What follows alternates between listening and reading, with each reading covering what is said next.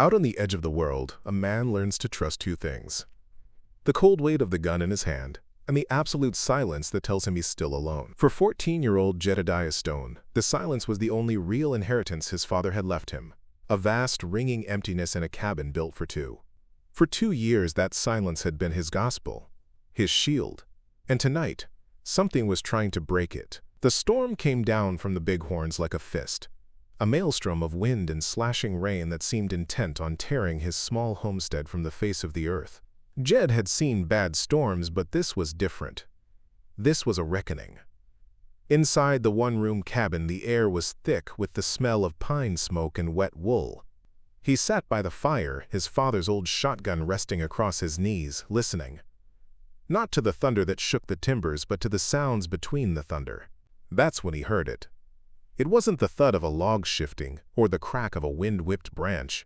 It was the frantic, desperate pounding of a human hand on his door. His heart kicked hard against his ribs, a frantic drum against the storm's roar. His father's words, cold as a grave marker, echoed in his mind. Nothing good comes knocking in a storm.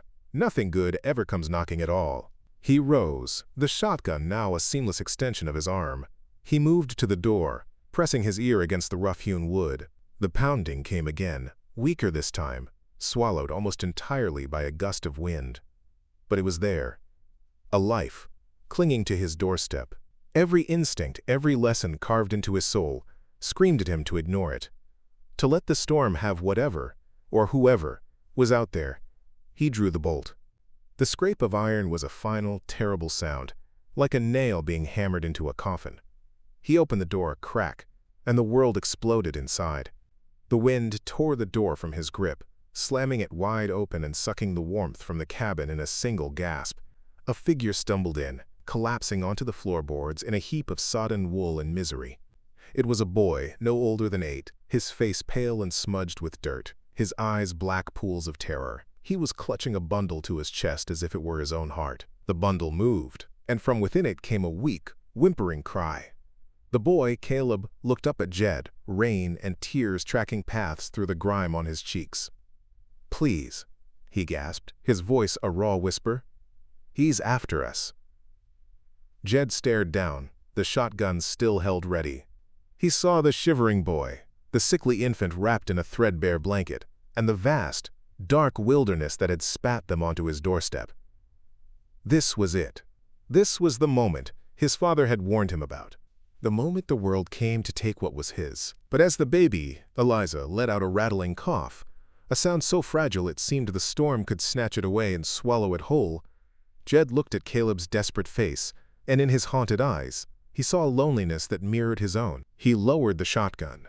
The decision was made not in his head, but in some deeper, unlit part of him he didn't know he still possessed. He shut the door against the roaring storm, the heavy thud sealing the 3 of them inside. The silence of Stone's Ridge was broken. The first few days were a truce negotiated in silence. The cabin, once a space defined by a single occupant, now felt crowded with the sounds of others.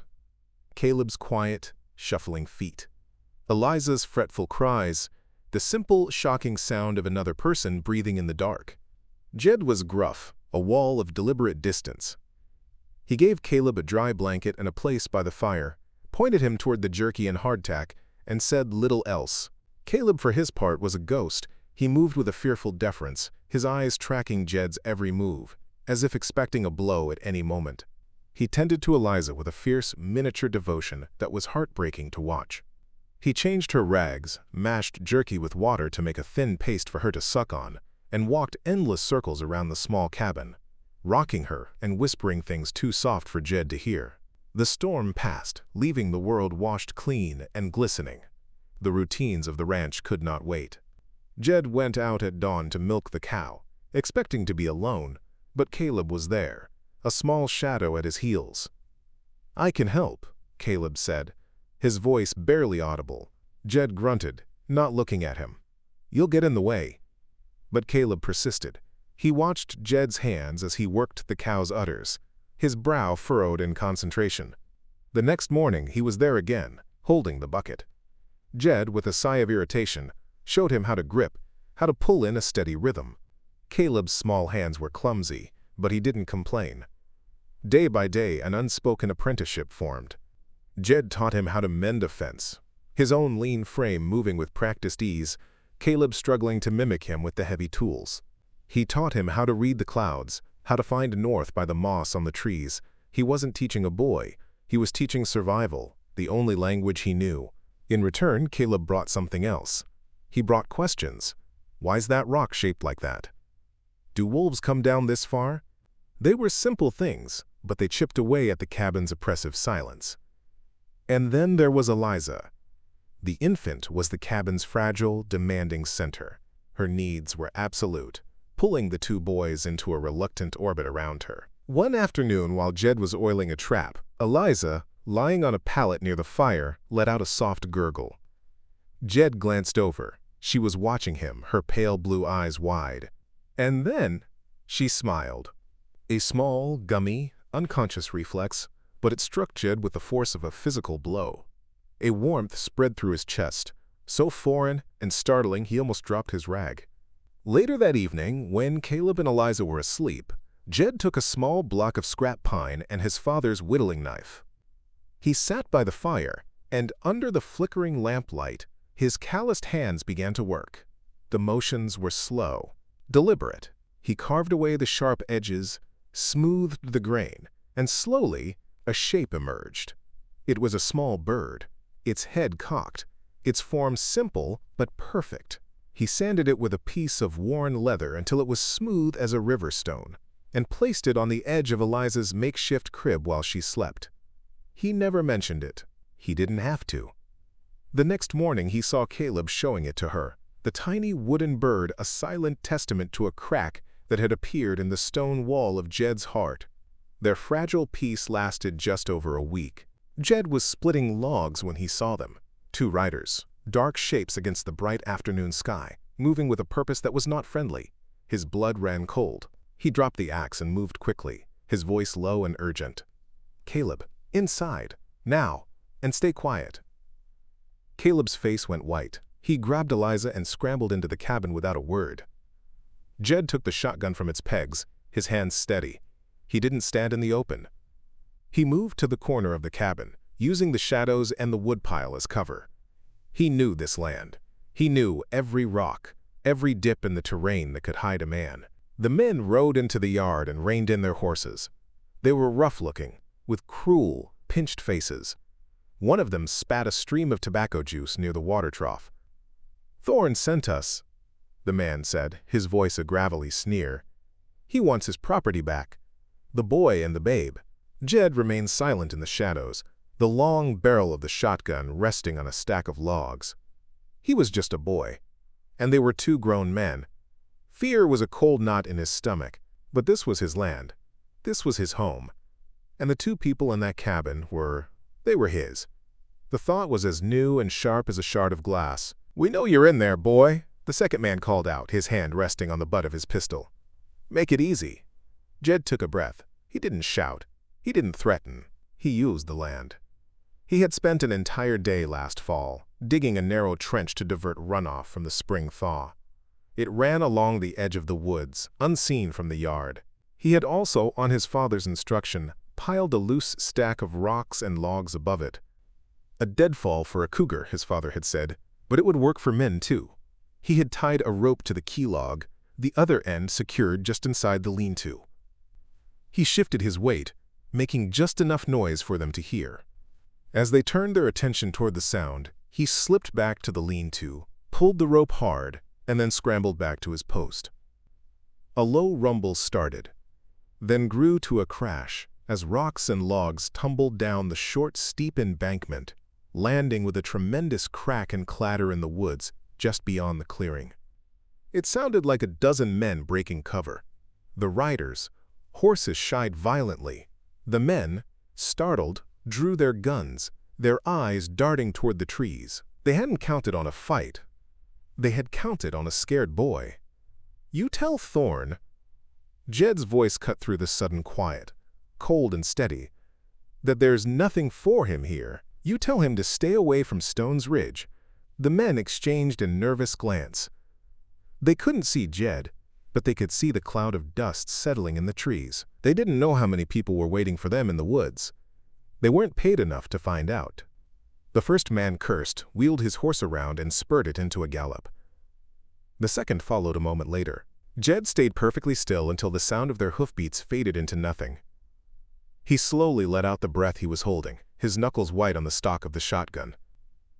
He had won. But he knew, with a certainty that chilled him to the bone, that it was not over. The victory was short-lived, replaced by a more insidious fear. Eliza, who had always been frail, took a turn. It started with a cough, a dry little hack that soon became a deep, wet rattle in her tiny chest. A fever followed, blooming on her skin like a fire. She refused the milk from the cow, refused the thin, jerky paste. Her whimpers became weak, pained gasps for air. Jed's competence, the very foundation of his identity, crumbled. He knew how to set a trap, how to read the sky, how to face down armed men. He didn't know how to fight this. He sat by her pallet for 2 days, wiping her brow with cool cloths, watching helplessly as the fever stole the life from her.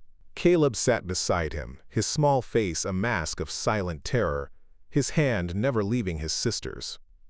On the third night, Eliza's breathing became shallow, each inhale a terrible, liquid struggle. Jed knew. He knew that if he did nothing, she would die before morning. His father's words echoed in his head, a cruel taunt. Trust no one but yourself. But himself was not enough. A desperate choice bloomed in the wasteland of his fear. There was a woman who lived up in the high meadows, Agnes Hawthorne. The people in Cottonwood Creek called her the Herb Woman, their voices a mix of fear and grudging respect. His father had called her a crazy old witch and warned him to stay clear. But they also whispered that she had a way with sickness, a knowledge that came not from books, but from the earth itself. Jed looked at Eliza's tiny, still form, and his father's ghost faded. He wrapped the baby in every blanket they had, his movements swift and decisive. "What are you doing?" Caleb asked, his voice trembling. "I'm taking her to get help," Jed said, his own voice tight with a fear he refused to show. He bundled Eliza into his arms and headed for the door. Keep the fire going. The ride was a frantic prayer against time. He pushed his horse harder than he ever had, the animal's breath pluming in the cold mountain air. He clutched Eliza to his chest, trying to shield her from the biting wind, her feverish heat, a terrifying contrast to the chill of the night. The higher they climbed, the thinner the air became, the more the world seemed to fall away, leaving only the sound of the horse's hooves on the rocky trail and the baby's ragged breathing. He found the cabin tucked into a grove of aspens, a thin curl of smoke rising from its stone chimney. It was small and neat, with bundles of herbs hanging from the eaves. A woman stood on the porch, her form silhouetted by the light from the open door. Agnes Hawthorne was as weathered as the mountains themselves, her face a roadmap of hard seasons, her eyes sharp and missing nothing. "What do you want, boy?" she asked, her voice like the scrape of rock on rock. Jed slid from the horse, his legs trembling from the ride. He held out the bundle. "She's dying," he said, the words a raw plea. Agnes looked from Jed's desperate face to the tiny, still form in his arms. Her expression didn't soften, but a different light came into her eyes. Not pity, but a sharp, focused intensity. She stepped back, holding the door open. "Bring her in." The cabin smelled of wood smoke, pine, and 100 different dried plants. For 2 days and 2 nights, Jed became a spectator to a quiet, ancient battle. Agnes worked with a grim, focused energy. She brewed foul-smelling teas and forced them, drop by drop, between Eliza's cracked lips. She crushed leaves into a pungent poultice and spread it on the baby's chest, the scent filling the small room. She boiled water over the fire, creating a tent of steam over the child to ease her tortured breathing. Jed did what he was told. He fetched water, kept the fire roaring, held Eliza's tiny hand. He felt useless, stripped of all his hard-won self-reliance. He was just a boy again, watching a power he could not comprehend. He saw that strength wasn't just about fences and shotguns. It was in Agnes's gnarled hands, in her encyclopedic knowledge of the earth, in her stubborn refusal to let a tiny flicker of life be extinguished. On the morning of the third day, Jed awoke from a fitful sleep in a chair by the hearth. The cabin was quiet. Too quiet. A cold dread seized him. He looked over to the pallet. Agnes was sitting there, watching the baby. Eliza's eyes were open. She was looking around, her breathing soft and even. Her fever had broken. Jed walked over, his legs unsteady. He reached out a trembling hand and touched Eliza's cheek. It was cool. Tears welled in his eyes, hot and unexpected. He hadn't cried since his father died. He didn't cry now, but the feeling was there, a hard knot of gratitude and relief in his throat. He looked at Agnes. "Thank you," he whispered. She just nodded, her gaze fixed on the child. "She's a fighter," was all she said. But an understanding had passed between them, an alliance forged in the crucible of a near-death vigil. When Jed left the next day, with a healthy Eliza in his arms, he knew he was no longer entirely alone in the world. Word traveled, as it always does in small places, carried on the wind from the high meadows down to Cottonwood Creek. The story of the orphan boy's desperate ride, of Agnes Hawthorne's healing, changed things. When Jed rode into town for supplies, the gazes that followed him were different. The wariness was still there, but it was now mixed with something else, a grudging respect. He was no longer the half-wild boy from Stone's Ridge. He was the boy who had faced down death for a child that wasn't his. This fragile new peace was shattered a month later. Bartholomew Thorne returned. He came alone, not on a dusty cow pony, but on a fine black gelding. He wore a tailored coat and a clean hat. He did not come with guns and threats. He came with a piece of paper. Jed was in the yard, teaching Caleb how to properly stack firewood, when Thorne rode in. Caleb froze, the piece of wood he was holding dropping from his hands. Jed felt a familiar, cold dread, but he stood his ground, moving slightly to place himself in front of the smaller boy. Thorne dismounted, his movements unhurried, a smug, confident smile on his face. "Jedediah Stone, I presume," he said, his voice smooth and cultured. It was the voice of a man who was used to getting his way. "I've come to collect my property." "They're not property," Jed said, his own voice low and shaking with a rage he fought to control. "Oh, but they are," Thorne said, pulling a folded document from his coat pocket. He held it out. "A bill of sale, signed and witnessed. Their father sold them to me, fair and square. The law is on my side." Jed looked at the paper, at the neat, official-looking script. For a moment, his world tilted. How could he fight a piece of paper? How could he fight the law itself? All his strength, all his knowledge of the land, was useless against this. He was just a boy with a shotgun against a man with a document. As Thorne took a step forward, his smile widening, the sound of hoofbeats broke the tense silence. Two riders appeared over the rise. Sheriff Eli Gable, his face grim, and beside him, Agnes Hawthorne, her back straight, her expression fierce. Agnes had ridden to town the day before, a gut feeling, she'd later call it. She had told the sheriff what she knew of Thorne, of the children, of the boy who was trying to hold a family together with nothing but grit. The sheriff, influenced by the town's changing opinion and the word of a woman he knew to be honest, had listened. "Thorne," Sheriff Gable said, his voice flat and hard. He swung down from his horse. "That's far enough." Thorne's smile faltered. "Sheriff, this is a private matter, a legal transaction." "Let me see that paper," the sheriff said, holding out his hand. He scanned the document, his brow furrowed. It looked plausible. But then he looked at Caleb, who was hiding behind Jed, his small body trembling. "Son," the sheriff said, his voice softer than Jed had ever heard it. "You tell me what happened." Caleb looked from the sheriff to Jed and then to Agnes. He saw not a threat, but a circle of protection. He took a shaky breath and, in a small, clear voice, he told his story. He told them about his father, about the drinking, about the day Thorne had come and given him money for a bottle and taken them away. His story was simple, honest, and devastating. It was the truth, and it had a power that no forged document could match. The sheriff folded the paper and handed it back to Thorne. "Bartholomew Thorne," he said, his voice ringing with authority. I'm arresting you on suspicion of child trafficking. You can explain your legal transactions to the circuit judge. The hearing was held not in a grand courthouse, but in the Cottonwood Creek Town Hall. The room was packed with the town's silent, watchful citizens. Circuit Judge Abernathy was a stern man with eyes that seemed to see right through a person. Thorne, looking smaller and less confident without his fine horse and smug smile, was found guilty. His web of lies and forged papers had unraveled completely under the judge's pointed questioning. Then came the final matter, the fate of the children. Judge Abernathy looked from Caleb and Eliza to the boy standing beside them. Jed stood straight, his hands clenched at his sides, his jaw set. He looked like a boy trying to carry the weight of a mountain.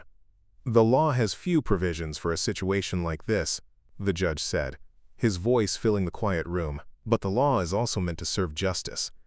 And I see before me a family, forged in hardship perhaps, but a family nonetheless. He looked directly at Jed. By the authority vested in me, I am granting you legal guardianship of Caleb and Eliza Stone. A murmur went through the room. Jed stared, uncomprehending for a moment. Stone. The judge had called them Stone. A few weeks later, the autumn sun warmed the yard of the ranch. The air was different now. The silence was gone, replaced by Caleb's laughter as he chased a chicken and Eliza's happy gurgles from her blanket in the sun. It was a good sound. Jed was at the gate, a hammer in his hand. He had spent the last week carving a new sign. He lifted it and nailed it to the crossbeam above the entrance. He stepped back to look at his work. The old, faded letters that spelled out Stone's Ridge were gone. In their place, the fresh, deep carving read, Stonehaven. Caleb came to stand beside him, looking up at the new sign. "What's a haven?" he asked. Jed looked down at the boy, and then over at the infant on the blanket. He looked at the cabin, the mountains, the vast, open sky. A real smile, the first in years, touched his lips. "A haven," he said, his voice steady and sure, "is a safe place. It's a home." Under the wide Wyoming sky, the three of them, bound not by blood but by a bond forged in desperation and sealed in love, were finally home. If you enjoyed this incredible tale from the frontier, make sure to subscribe to our channel for more amazing stories from the American West. Click on the video on the screen for another tale we think you will love.